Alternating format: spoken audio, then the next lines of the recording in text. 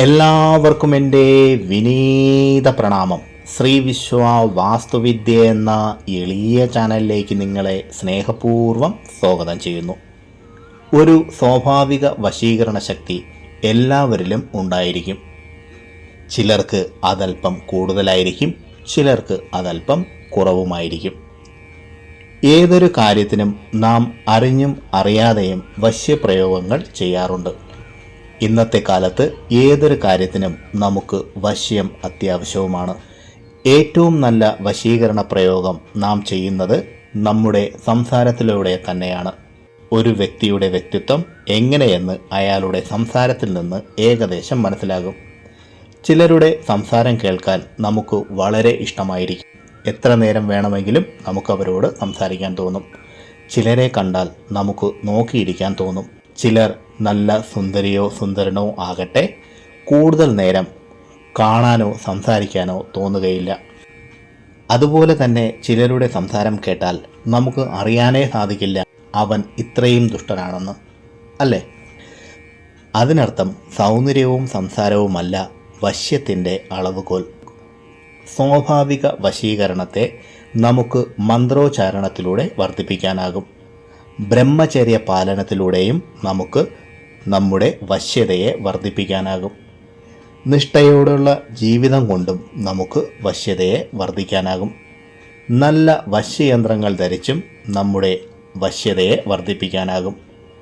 വശ്യ തിലകങ്ങൾ ചാർത്തിയും നമ്മുടെ വശ്യത്തെ വർദ്ധിപ്പിക്കാനാകും. നിഷ്ഠയോടെയുള്ള ജീവിതം കൊണ്ടും വശ്യത നമുക്ക് വർദ്ധിപ്പിക്കാനാകും.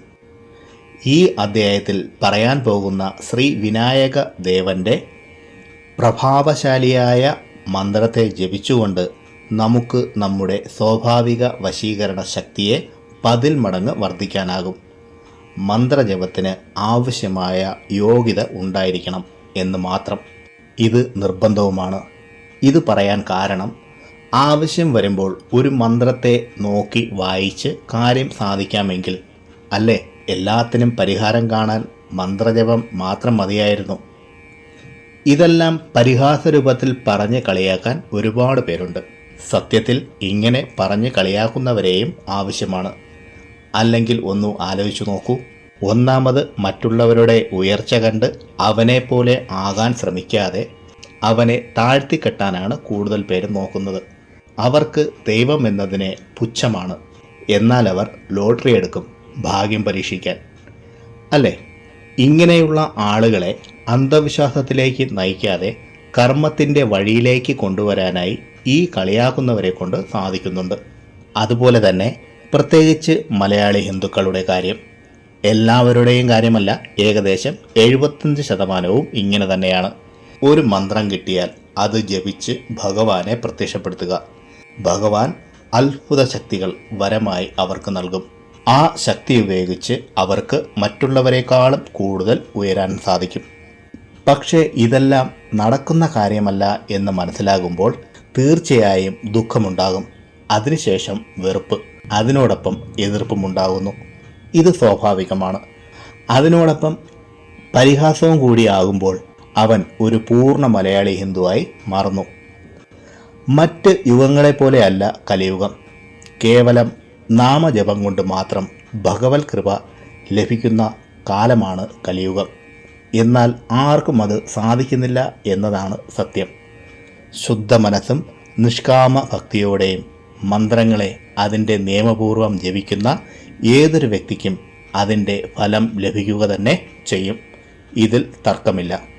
പ്രിയരെ, ആകർഷണ ശക്തിയെ വർദ്ധിപ്പിക്കാനായി ജപിക്കേണ്ട പ്രഭാവശാലിയായ മന്ത്രത്തെ ആദ്യം പറഞ്ഞു തരാം. മന്ത്രം ഇതാണ്: ഓം ഹ്രാം ഹ്രീം ഹ്രൂം ഹൈം ഹ്രൗം ഹ്രം ഹേരംബായ നമോ നമഃ. സർവസിദ്ധി പ്രദോസിത്വം സിദ്ധിബുദ്ധി പ്രദോ ഭവഃ. ഒരിക്കൽ കൂടി കേട്ടോളൂ. ഓം ഹ്രാം ഹ്രീം ഹ്രൂം ഹൈം ഹ്രൗം ഹ്രം ഹേരംബായ നമോ നമഃ. സർവസിദ്ധി പ്രദോസിത്വം സിദ്ധിബുദ്ധി പ്രദോ ഭവഃ. വളരെ ശക്തിയേറിയ ഒരു മന്ത്രമാണിത്. നിത്യവും ജപിക്കുന്നത് വളരെ ലാഭകരമായിരിക്കും. വശീകരണ ശക്തി മാത്രമല്ല, ജീവിതത്തിലുണ്ടാകുന്ന എല്ലാ തടസ്സങ്ങളും ബുദ്ധിമുട്ടുകളും മാറി ആഗ്രഹങ്ങൾ സാധിച്ചെടുക്കുവാനും ജീവിതത്തിൽ ഉയർച്ച ഉണ്ടാകാനും ഈ മന്ത്രം സഹായിക്കുന്നതാണ്. ഇനി വിധിയെ പറഞ്ഞു തരാം. നിത്യവും സ്നാനാദി കർമ്മങ്ങൾക്ക് ശേഷം ശ്രീ വിനായകൻ്റെ മുന്നിൽ ഒരു വിളക്ക് കത്തിച്ചു വയ്ക്കുക. നിവേദ്യമായി ശർക്കര, കൽക്കണ്ടം, പഴം എന്നിങ്ങനെ ഏതെങ്കിലും ഒന്ന് ഭഗവാന് നേദിക്കുക. നന്നായി നടുനിവർന്നിരുന്ന് പ്രാണായാമം ചെയ്യുക. ഇതിനായി പ്രത്യേകിച്ച് ഒന്നും ചെയ്യണമെന്നില്ല. പതുക്കെ ശ്വാസമെടുക്കുക. എത്ര നേരം കൊണ്ടാണോ ശ്വാസമെടുത്തത് അതിൽ അല്പം കൂടുതൽ സമയം ശ്വാസത്തെ പിടിച്ചു വയ്ക്കുക. അതിനുശേഷം എത്ര നേരമാണോ ശ്വാസം പിടിച്ചു വച്ചത് അതിനേക്കാൾ കൂടുതൽ സമയം ശ്വാസത്തെ പതുക്കെ പുറത്തേക്ക് വിടുക. ഇതുപോലെ 3 പ്രാവശ്യം ചെയ്യുക. അതിനുശേഷം നടു നിവർത്തിയിരുന്ന് ഗണപതി ഭഗവാന്റെ ഫോട്ടോയിൽ നോക്കിയിരുന്ന് ആ രൂപത്തെ മനസ്സിലേക്ക് കൊണ്ടുവരിക. എന്നിട്ട് കണ്ണടച്ച് ആ രൂപത്തെ മനസ്സിൽ കാണുക. അതിനുശേഷം അല്പം ജലത്തെ വലത് കൈയിൽ ഒഴിച്ച് ഇടത് കൈ കൊണ്ട് മറച്ചു പിടിച്ച് സങ്കല്പം ചെയ്യുക. ഈ മന്ത്രജപം കൊണ്ട് നിങ്ങൾക്കുണ്ടാകുന്ന ലാഭത്തെക്കുറിച്ചും ഈ മന്ത്രോച്ചാരണം ചെയ്യുമ്പോൾ ഉണ്ടാകുന്ന പിഴകളെ ക്ഷമിക്കുവാനും മനസ്സിൽ പ്രാർത്ഥിച്ചതിന് ശേഷം വിരലിലൂടെ താഴേക്ക് ഒഴുക്കിക്കളയുക. അതിനുശേഷം കൈ കഴുകി ഓം ഗം ഗണപതായേ നമഃ എന്ന ഗണപതി മൂലമന്ത്രത്തെ 11 തവണ ജപിക്കുക. അതിനുശേഷം പ്രാണപ്രതിഷ്ഠ ചെയ്ത സ്ഫടികം, രുദ്രാക്ഷം, രക്തചന്ദനം, ദേവദാരു എന്നീ മാലകളിൽ ഏതെങ്കിലും ഉപയോഗിച്ച് 108 തവണ ജപിക്കുക. ജപമാല പ്രാണപ്രതിഷ്ഠ ചെയ്യുന്നതിൻ്റെ ആവശ്യകതകളെപ്പറ്റിയും ജപമാല പിടിച്ച് ജപിക്കേണ്ട യഥാർത്ഥ വിധിയെപ്പറ്റിയും മുമ്പ് ഈ ചാനലിലൂടെ പറഞ്ഞിരുന്നു. രുദ്രാക്ഷം ജപമാല എന്ന പ്ലേലിസ്റ്റ് കയറി നോക്കുക. ജപിക്കാൻ ഏത് സ്ഥലമാണോ ഉപയോഗിക്കുന്നത് അതുപോലെ ജപിക്കാൻ ഏത് സമയമാണോ തിരഞ്ഞെടുക്കുന്നത് അത് വ്യത്യാസപ്പെടുത്തുവാൻ പാടില്ല. ഈ മന്ത്രം ജപിച്ചു തുടങ്ങി ഏകദേശം 11 ദിവസം കൊണ്ട് തന്നെ വ്യത്യാസങ്ങൾ നിങ്ങൾക്ക് കാണുവാൻ സാധിക്കും. നിങ്ങളുടെ വാക്കുകളിൽ ഒരു ശക്തിയും നിങ്ങളുടെ നോട്ടത്തിൽ ഒരു ആകർഷണവും ഉണ്ടാകും. ഏത് കാര്യത്തിനും നിങ്ങളോടൊപ്പം നിങ്ങളെ സ്നേഹിക്കുന്നവർ ഉണ്ടാകും. വളരെ പ്രഭാവശാലിയായ ഒരു മന്ത്രമാണിത്. തീർച്ചയായും ഈ പറഞ്ഞ വിധിപ്രകാരം മന്ത്രത്തെ ജപിക്കുക. ജീവിതത്തിൽ ഉയർച്ച ഉണ്ടാകും തീർച്ച.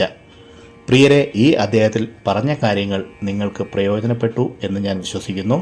ഇഷ്ടമായെങ്കിൽ ലൈക്ക് ചെയ്ത് എന്നെ അറിയിക്കുക. നിങ്ങളുടെ ഇഷ്ടദേവൻ്റെ പേര് കമൻറ്റ് ബോക്സിൽ എഴുതാനും ശ്രമിക്കുക.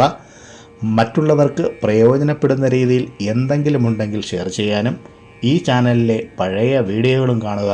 പിന്നെ ഞാൻ എപ്പോഴും പറയുന്നത് പോലെ സത്യസന്ധമായ യഥാർത്ഥ വാസ്തുവിദ്യാ രഹസ്യങ്ങളും സനാതനധർമ്മത്തിലെ സാധന, ഉപാസന, മന്ത്രരഹസ്യങ്ങളും ഹസ്തരേഖ വിജ്ഞാനവും സാമുദ്രിക ശാസ്ത്ര രഹസ്യങ്ങളും അറിയാനായി ഈ ചാനൽ നിങ്ങൾ സബ്സ്ക്രൈബ് ചെയ്യുക. നിങ്ങൾക്കെല്ലാവർക്കും സർവേശ്വരൻ്റെ അനുഗ്രഹം ലഭിക്കാനായി ആത്മാർത്ഥമായി പ്രാർത്ഥിച്ചുകൊണ്ട് നിർത്തുന്നു. നന്ദി, നമസ്കാരം.